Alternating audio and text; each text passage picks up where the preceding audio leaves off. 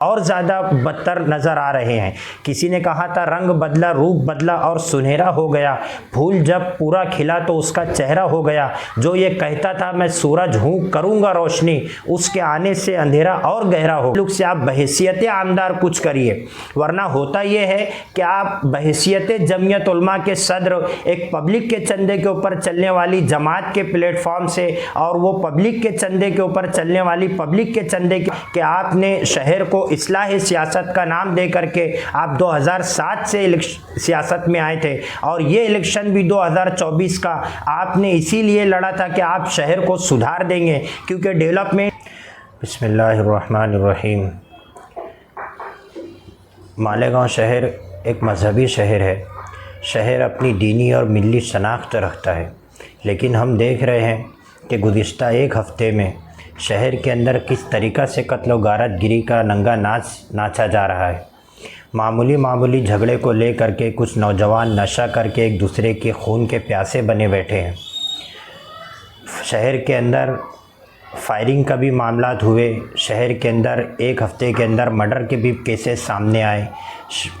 छोटे छोटे बच्चों को ले करके, बच्चों की लड़ाई को ले करके इस तरीक़ा से झगड़ा हुआ कि जिस शख्स को मारा गया वो आज हॉस्पिटल के अंदर ज़िंदगी और मौत की जंग लड़ रहे। कम व बेश 10 या 10 से ज़ायद हादसा शहर के अंदर रूनुमा हो चुके हैं। शहर के लिए बहुत ज़्यादा फ़िक्रमंदी की बात है कि हमारे शहर को किसकी नज़र लग गई है। ये शहर के अंदर इंसानियत ज़िंदा है या इंसानियत का भी कत्ल हो चुका है। किसी ने कहा था कहीं मंदिरों में दिया नहीं, कहीं मस्जिदों में दुआ नहीं, कहीं मंदिरों में दिया नहीं, कहीं मस्जिदों में दुआ नहीं। मेरे शहर में है खुदा बहुत मगर इंसानियत का पता नहीं। जबकि देखा जाए तो शहर के अंदर 2024 का जो असम्बली इलेक्शन हुआ वो अच्छाई और बुराई पर इलेक्शन जीता गया था।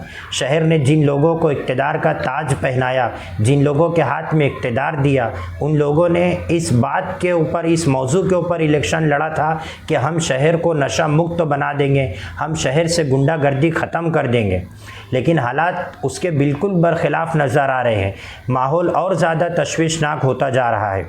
गुज़िश्ता 5 साल इक़्तिदार उन्हीं के पास था। गुज़िश्ता 5 साल में डेवलपमेंट के ताल्लुक़ से कोई बात नहीं हुई, शहर के अंदर कोई विकास नहीं हुआ। इसी वजह से कोई बात नहीं थी वोट मांगने के लिए, तो उन्होंने अच्छाई और बुराई का मौजू बना करके इलेक्शन लड़ा। अच्छाई और बुराई पर उन्होंने इलेक्शन लड़ा, लेकिन आज हालात और ज़्यादा बदतर नज़र आ रहे हैं।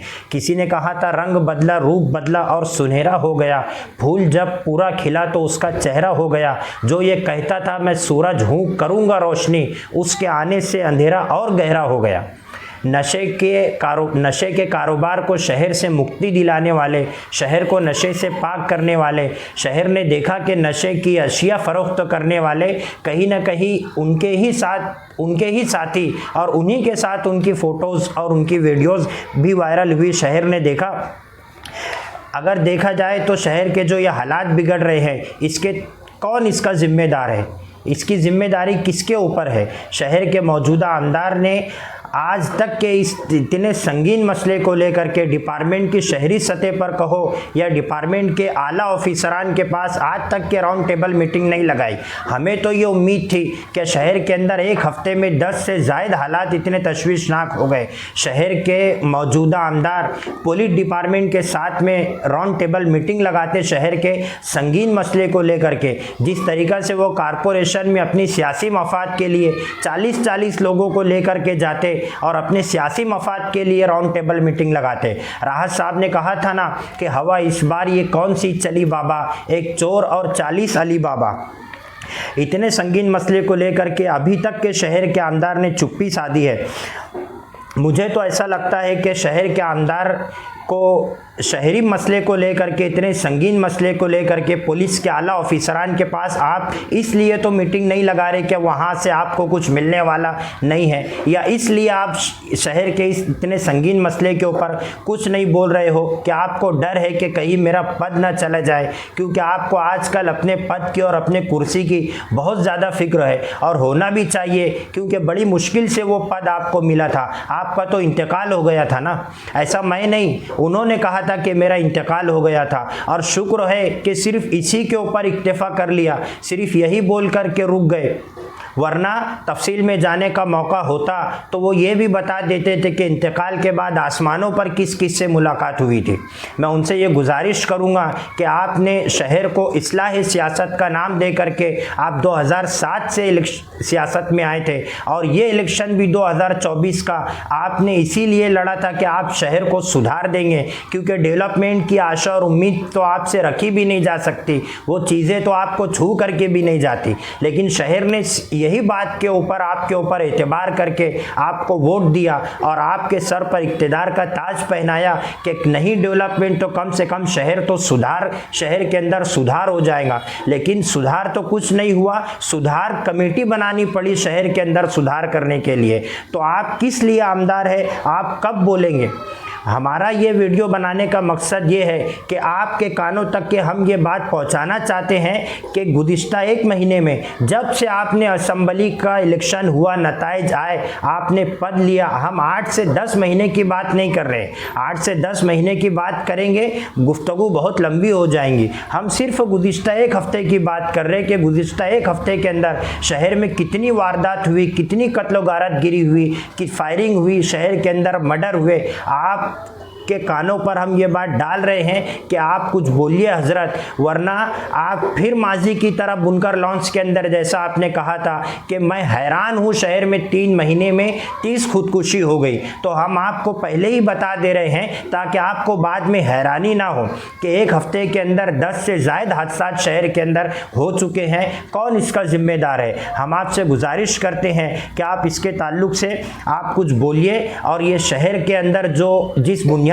पर आपने इलेक्शन लड़ा, अच्छाई और बुराई पर, तो शहर के अंदर अच्छाई फैलना चाहिए और बुराई से शहर का खात्मा हो। इसके ताल्लुक से आप बहैसियत आमदार कुछ करिए, वरना होता यह है कि आप बहैसियत जमीयत उलमा के सदर एक पब्लिक के चंदे के ऊपर चलने वाली जमात के प्लेटफॉर्म से और वो पब्लिक के चंदे के ऊपर चलने वाली पब्लिक के चंदे के पैसे से आप शहर में कुछ ना कुछ अपनी एक्टिविटी करते रहते हैं। लेकिन हम आपसे गुजारिश करेंगे कि आप बहैसियत आमदार शहरी हालात के तनाजुर में आप क्या कर सकते हैं, आप वो शहर के लिए करिए। बहैसियत एमएलए आपने शहर के अंदर क्या किया, आज आप शहर को उस निगाह से देख रहे हैं।